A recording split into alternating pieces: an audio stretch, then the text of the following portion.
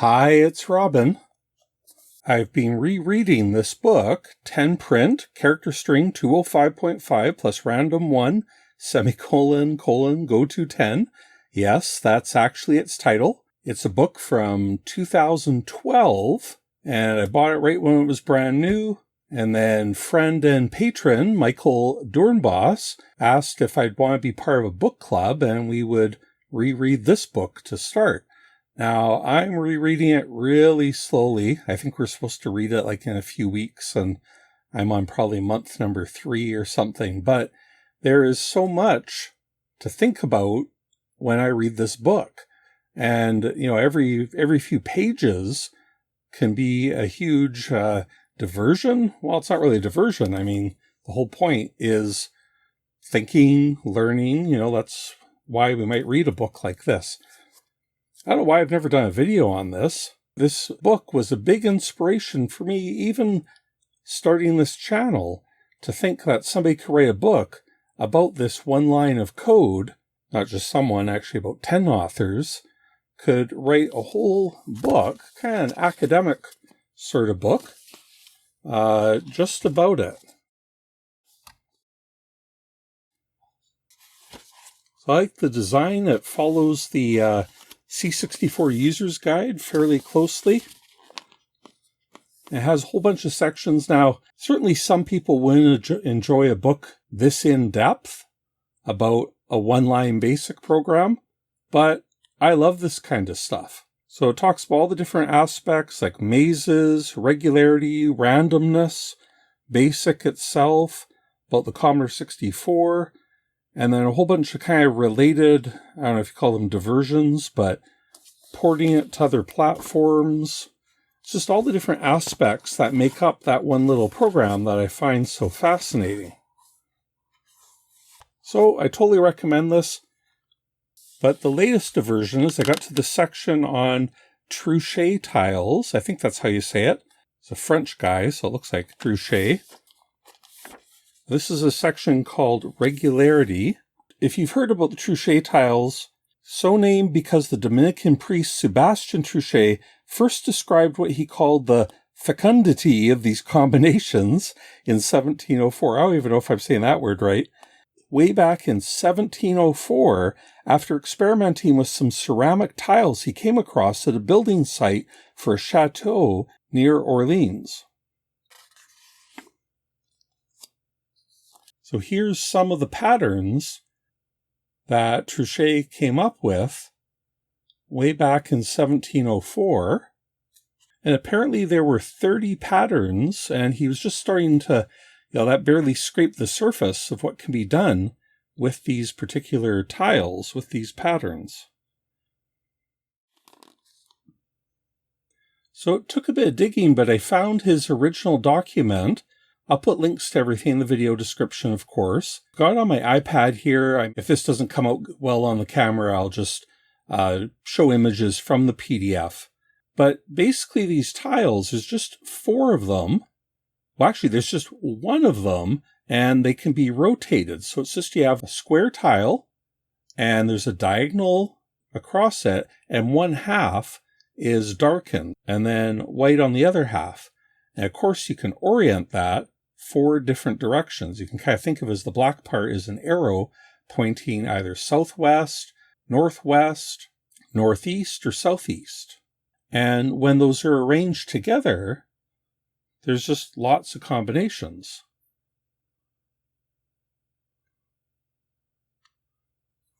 So there were some examples in that 10 print book, but there were actually 30 examples in his initial run here.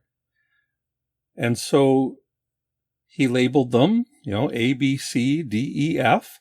You can see what a variety of patterns there are just by arranging these tiles.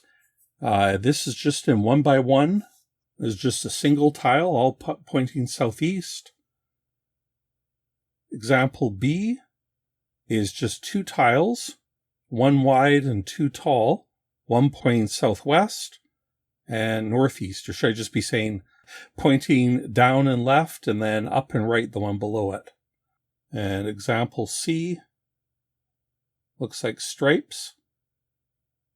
That's actually a pattern that I think is 2 by 2. Okay, and so on.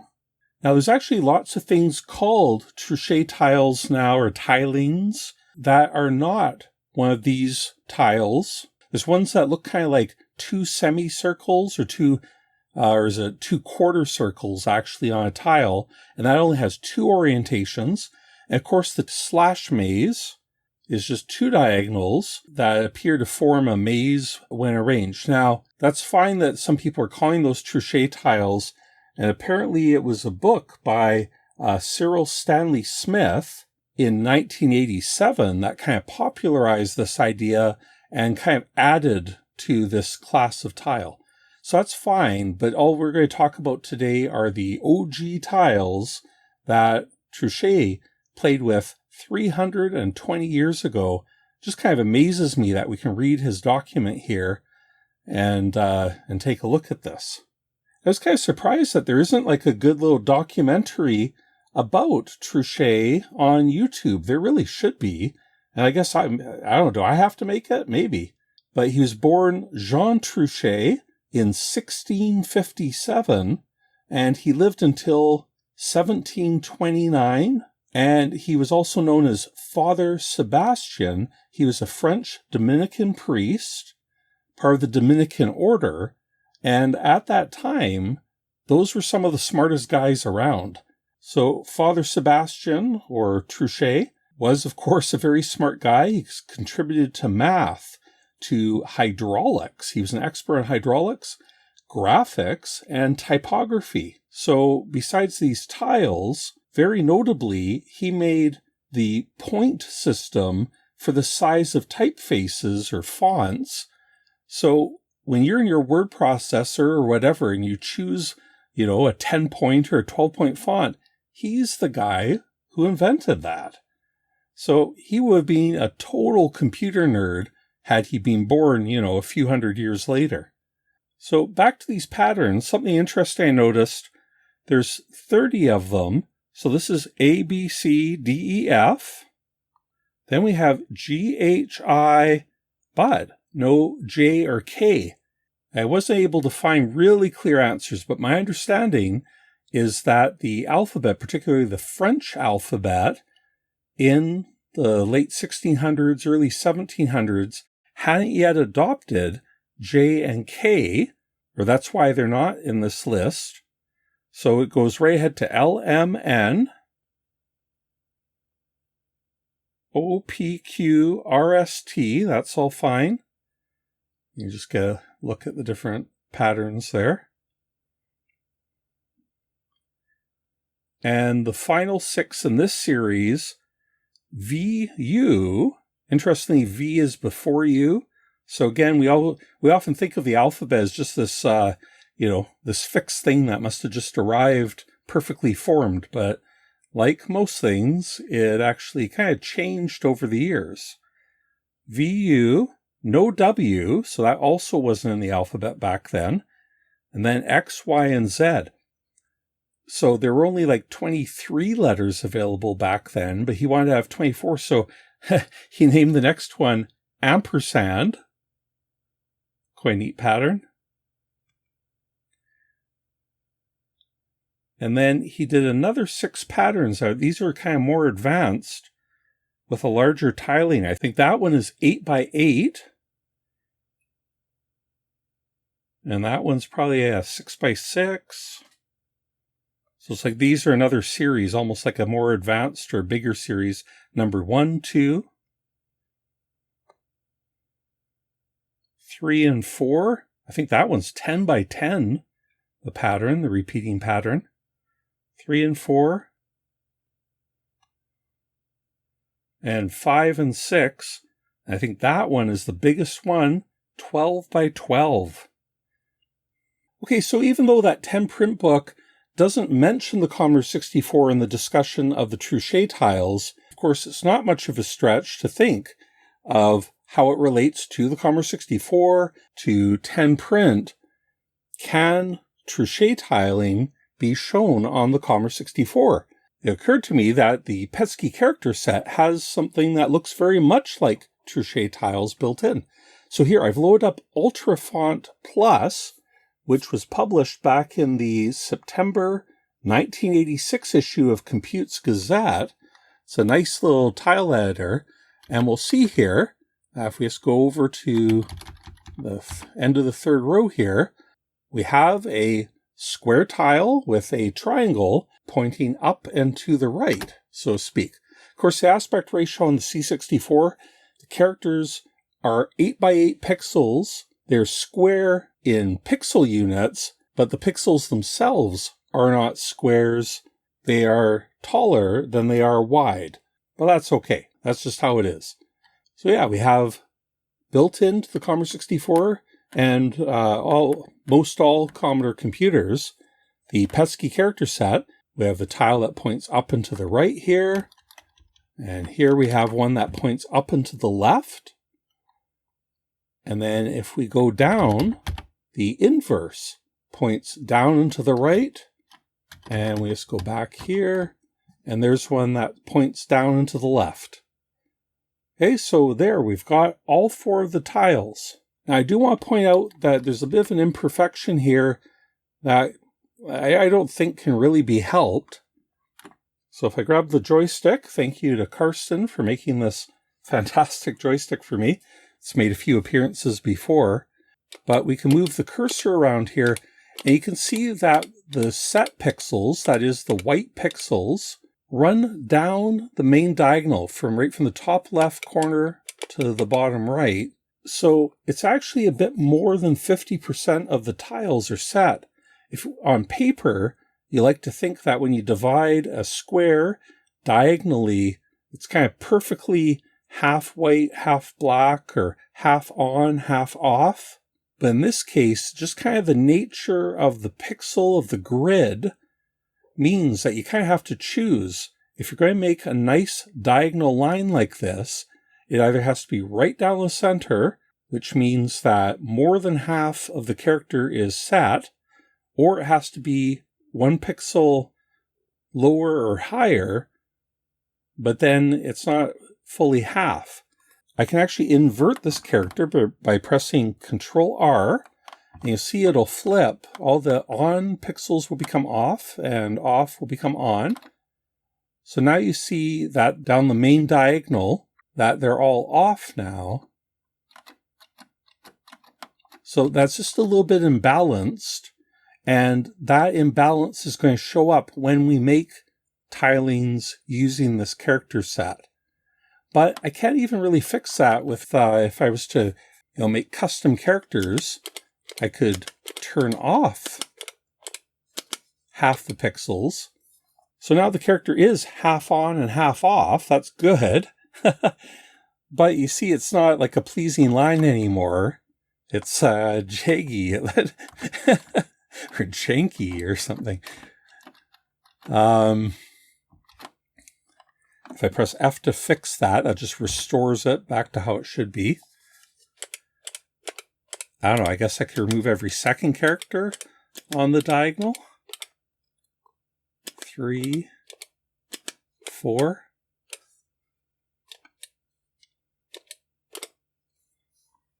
I don't know, is that any better?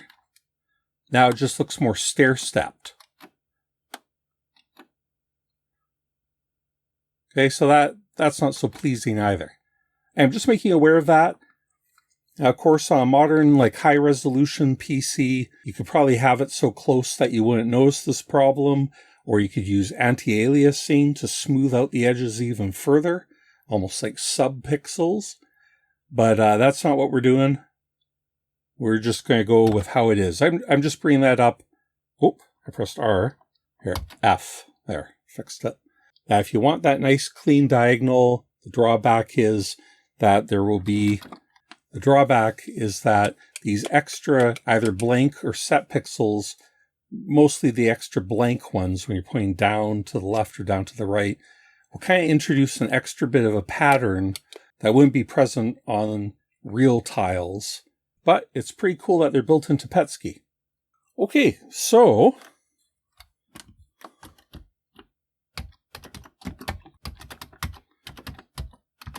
There will be a D64 in the video description you can download called Truchet.d64.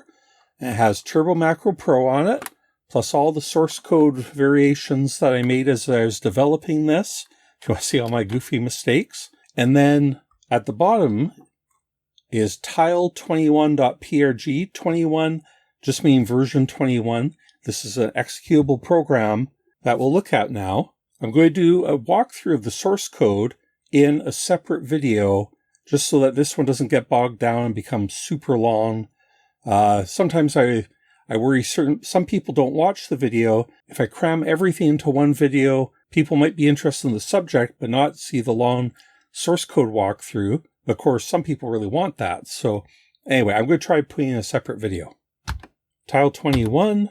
I don't know if this will be the final version. Just check the video description or check the disk directory in case I update this program further.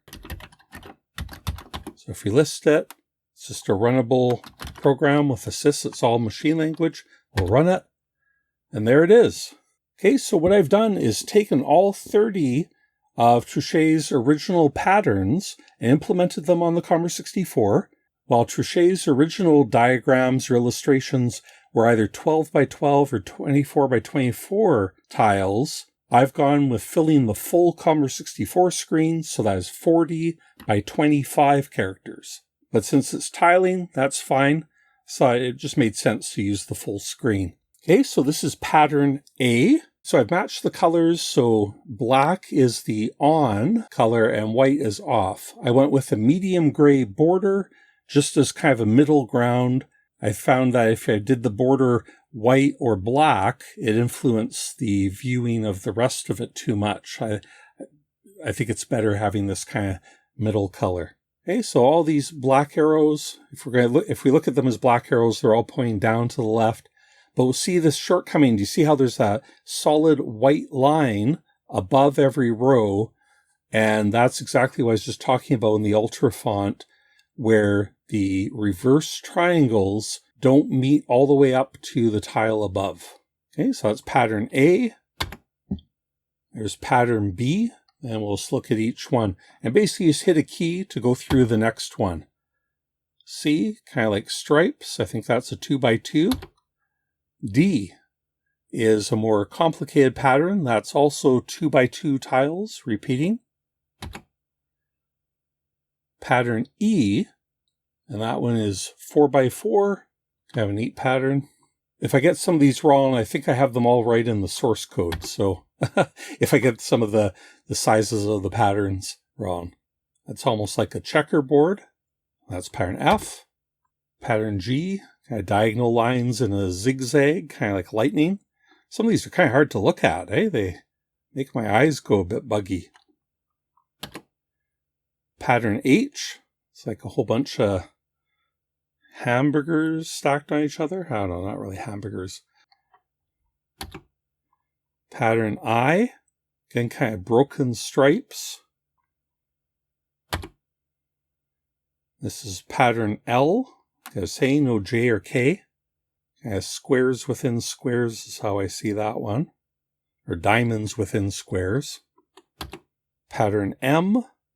Is a bunch of white triangles or black triangles. And I like how other triangles, if you focus at different parts of the screen, I can see more and more triangles, almost kind of blurry ones on top of each other. Yeah, that's pattern M. And pattern N, diamonds within squares, and a black and white alternating one.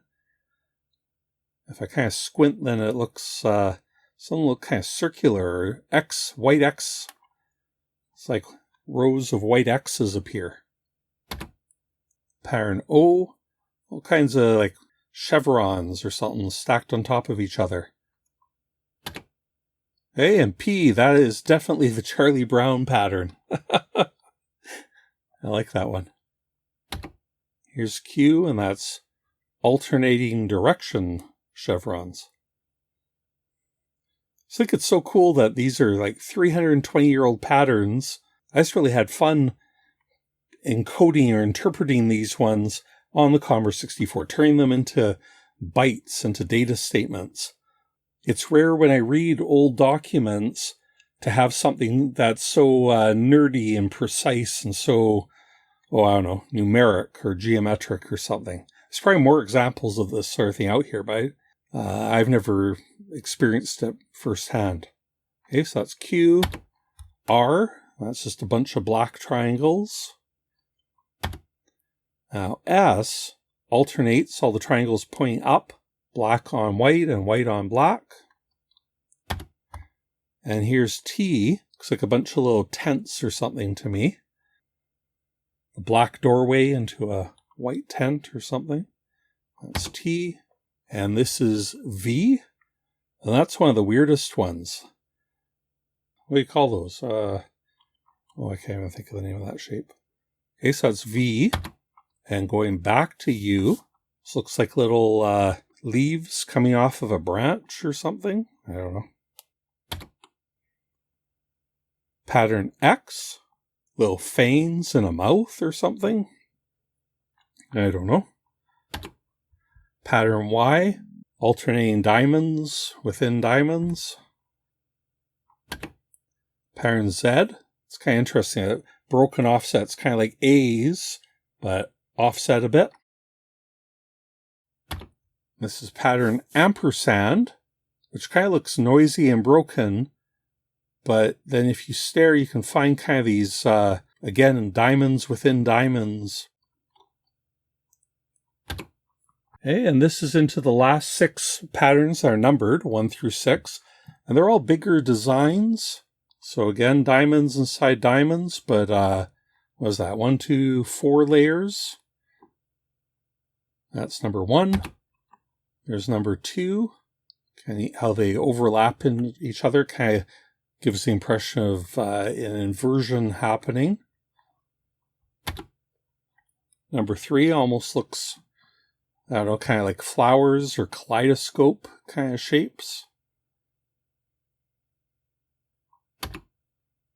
Number 4, kind of broken diamonds. Reminds me a little bit of the CBC logo, the Canadian Broadcasting Corporation, their old school logo from when I was a kid. Pattern 5, that's almost getting into kind of like a quilt sort of look or something. I don't know. And pattern 6, that's probably the most complicated of all the patterns. I think that I was saying that was a 12 by 12 tile, so I had to type in 144 numbers to make that one work. And that just wraps around again. Okay, so that's a little introduction to Truchet Tiles. Maybe more could be done with this. I don't know. Again, you can download it, play with it yourself. Source code is there. And watch for another video where I'll do an in-depth walkthrough of the source code, because there's quite a few interesting concepts that I think you might find useful for dealing with data structures in assembly language on the Commodore 64 with 6510 assembly. Use quite a few techniques, nothing like super tricky, but maybe things you haven't really thought about before. Okay, thanks to my patrons for their support. Thank you for watching, and we'll talk to you next time. Remember when screenshots on game boxes said Commodore version? Remember when you could find double density 5 1/4" discs? Remember when discs weren't pre-formatted for IBMs? You could find 9-pin joysticks. Remember when printers came with instructions on how to program them? Remember when Microsoft wrote programs for our computer? Remember when you could buy disk notchers? 64K was more than enough.